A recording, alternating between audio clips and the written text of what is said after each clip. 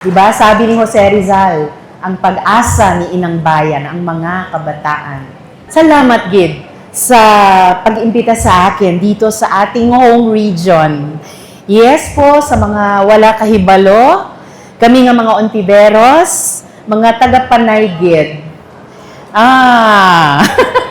Mga taga Iloilo, Capiz, Aklan, Aklan, Gid kami. Kaya natutuwa talaga ako tuwing may pagkakataon na makapasal dito. Lumaki man ako sa Maynila, proud Ilongga pa rin ako.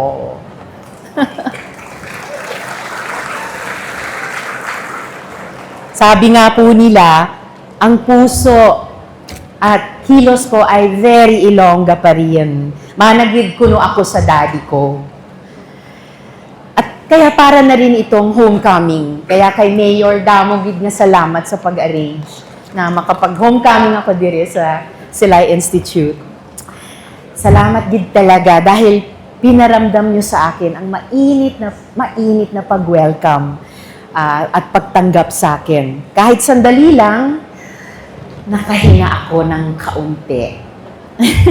Alam nyo naman kung bakit importante. Importante yan, lalo na ngayon na patong-patong na krisis ang pinagdaraanan natin. Natural, lalaban tayo, di ba? Yes! Ay, gusto ko yung fighting spirit dito. Oh, galing. Sabi ng Silay Institute at ang ibang pang mga ari di subong, yes! Lalaban tayo. Siyempre, magtutuloy-tuloy tayo. Pero, of course, hindi tayo robot na walang patig na magtatrabaho lang ng magtatrabaho. Tao tayo. Nalilito, napapagod, nangangamba. Kaya, dapat matuto din tayong magpahinga. Damogid nga salamat sa inyo kay hinayaan ninyo akong magpahinga kasama kayo. Yes, damogid nga salamat. Kaya itong magbibigay sa atin ng lakas. Lakas para makatulong pa tayo sa ating kapwa.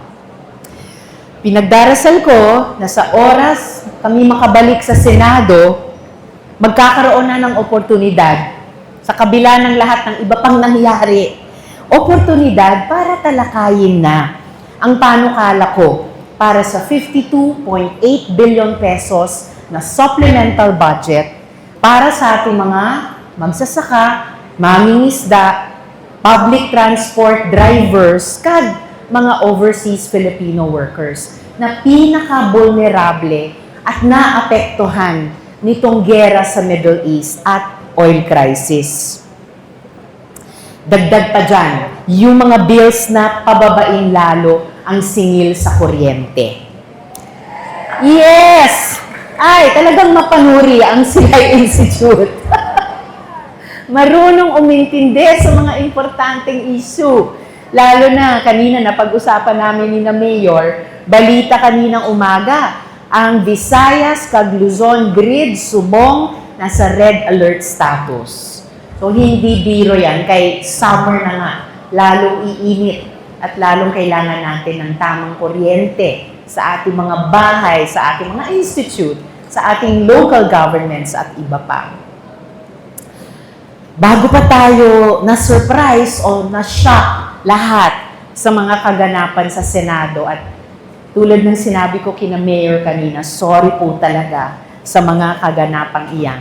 At talagang magpupumilit kami na ayusin ang lahat ng iyan.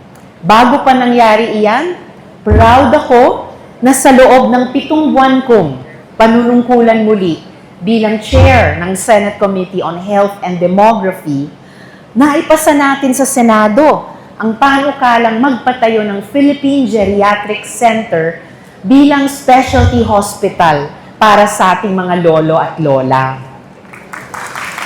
Yan, palakpak na yan para sa ating mga lola at lolo.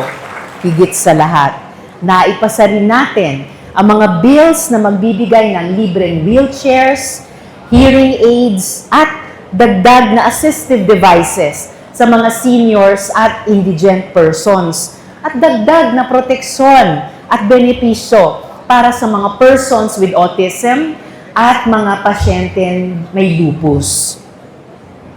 Siyempre, hindi ko kayo nakakalimutan sa trabaho ko sa Senado. Of course, ang ating mga guro at lalong-lalo na ang minamahal nilang at minamahal kong mga estudyante at kabataan. Taas ng palakpak mo, kita-kita, hi! Patuloy lang ang pagtulak ng batas para palakasin ang mental health services sa mga state universities and colleges. Pagbibigay ng allowance sa mga interns. Diba? Dapat lang?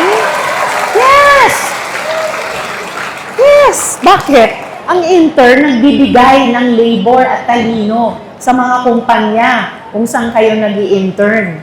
So, hindi pwedeng libre lang yon. Dapat may compensation. Di ba?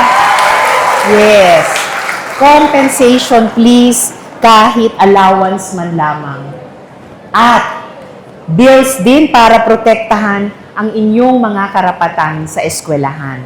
So, tuloy-tuloy po, padayon ang trabaho sa mga iyan. Alam ko rin na ang mga nangyayari sa ating bansa, hindi lang sa amin sa Senado, sa buong bansa, minsan sa inyo ay nakakalito. Nakakabahala, nakakakaba. Ganyan din ang conversation ko kagabi sa NAIA kay Jem, isang young woman na taga dito rin sa Negros. Baka nga ang iba, nawawala na ng pag-asa. Siguro naiisip ninyo, may lugar pa ba ako dito sa bansa natin? Pwede pa ba akong mangarap? Ang sakit marinig yung ganyang mga tanong sa inyong mga kabataan. Masakit para sa amin na nakatatanda sa inyo. Kasi ibig sabihin, umabot tayo sa isang sitwasyon na kailangan yung magtanong ng ganyan. Umabot kayo sa ganyang mga pamangkot. Pero sasabihin ko sa inyo, mga anak, at kampante ako na sabihin ito, oo, may lugar kayo. Oo, may pag-asa pa kayo dito sa ating bayan. At higit na may pag-asa dahil nandyan kayo. Ang puso ko ay pumapalakpak para sa inyo. Kaya kami may pag-asa. Kaming nakatatanda sa inyo dahil nandyan kayo. Kayo ang nagbibigay ng pag-asa sa amin. Kaya damo, gid, salamat sa inyong natanan for that hope. Ako nga, kahit ilang beses nang nadehado, natalo, kulelat sa survey, naging lone opposition pa nga. Laging tinatapunan ng fake news at AI at deepfakes ng mga trolls. Nananatili lang ako. Nagtutuloy-tuloy sa trabaho. Kahit paulit-ulit na madapa, ano kaya? Paulit-ulit din? Bumabangon. Mismo. After all, normal ang makaramdam ng takot. Lalo na't hindi natin alam kung ano ang mga mangyayari sa hinaharap. Kaya madalas pag tinatanong ako ng mga nakababata, sasabihin nila, nakakatakot. Sabihin ko, oo, okay lang matakot. Kasi minsan talaga nakakatakot. Pero huwag lang tayo maduduwag.